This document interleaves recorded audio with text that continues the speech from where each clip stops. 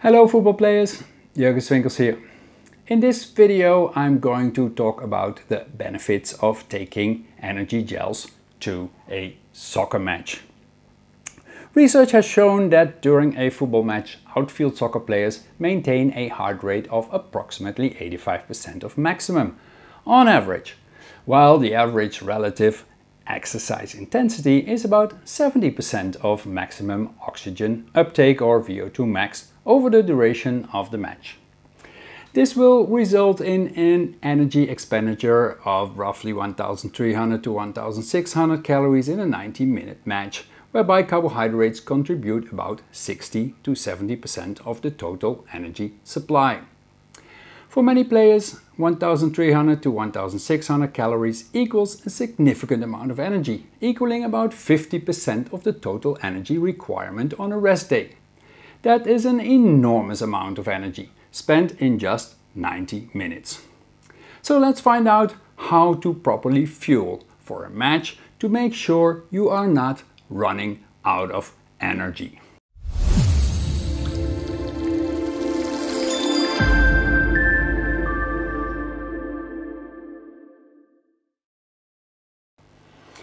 Your body is storing carbohydrates as glycogen, and therefore it's important that your glycogen stores are full on match day.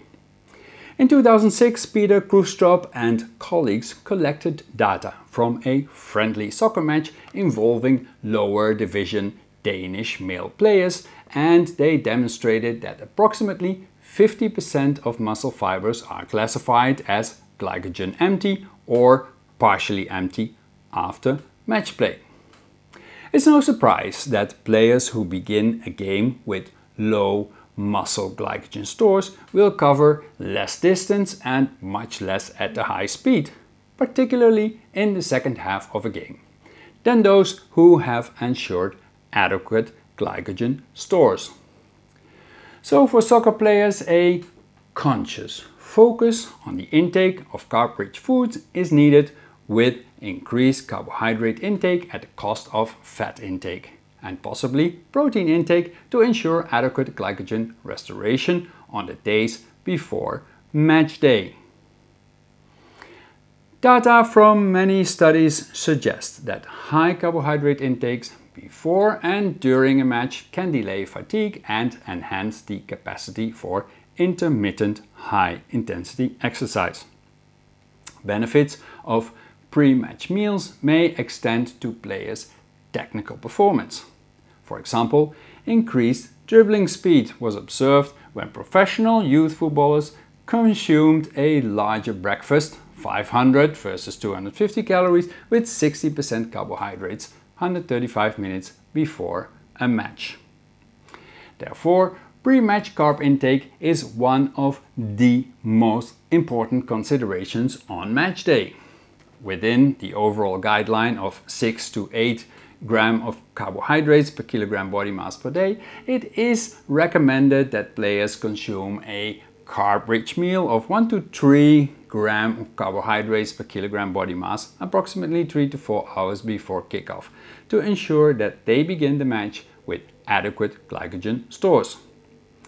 The pre-match meal is particularly important for the promotion of liver glycogen stores, given that such stores can be reduced by about 50% after an overnight fast. This may be particularly important for matches with a lunchtime kickoff, and it highlights the importance of optimizing nutritional preparation during the day prior to the match. Carbohydrate ingestion during intermittent exercise seems to improve shooting performance, dribbling speed, and passing. And so, besides fluids, ingesting sufficient carbohydrates is a main nutritional consideration during a soccer match. Research evidence typically shows performance benefits in protocols simulating football matches when carbohydrates are consumed during exercise at rates of 30 to 60 grams per hour.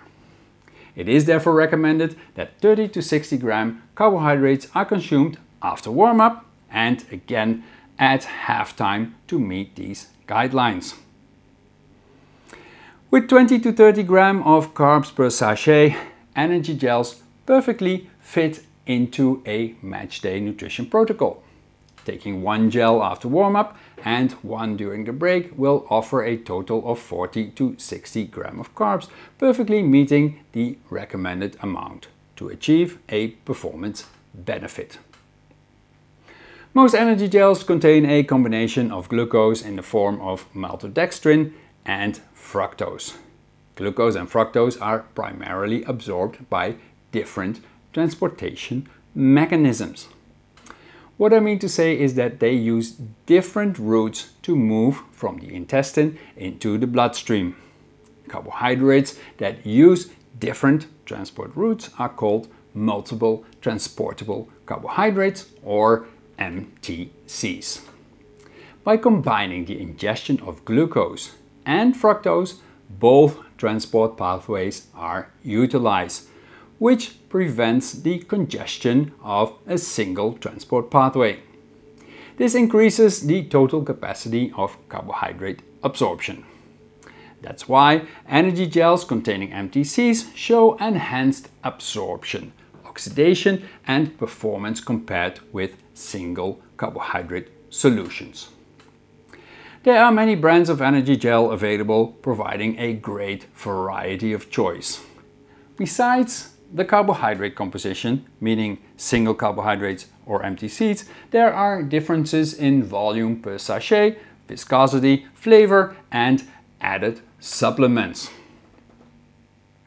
But whatever gel you choose, it's important to acknowledge that most usage directions state that a gel must be consumed with 60 to 120 ml of plain water. And there's a good reason for that. Basically, a gel is a concentrated carbohydrate solution. By recommending the ingestion with water, the concentration of this solution will be reduced. And why is that important? It is because the carbohydrate concentration affects gastric emptying. The higher the concentration, the slower the gastric emptying and the slower the carbs reach the bloodstream and ultimately where they are needed, your muscles. In short, making sure you start your match with full glycogen stores is of utmost importance, as well as replenishing lost glycogen during the match. And 2 energy gels, one before kickoff and one at halftime, are a great and convenient way to help you stay fueled during a soccer match. So, never leave home without them on match day.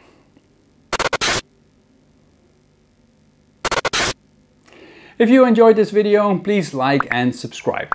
We are dropping videos like this on YouTube on a regular basis. And if you have questions, leave them in the comments box below with hashtag School of Sports Nutrition, and I'll do my best to get in there and get those questions answered right away.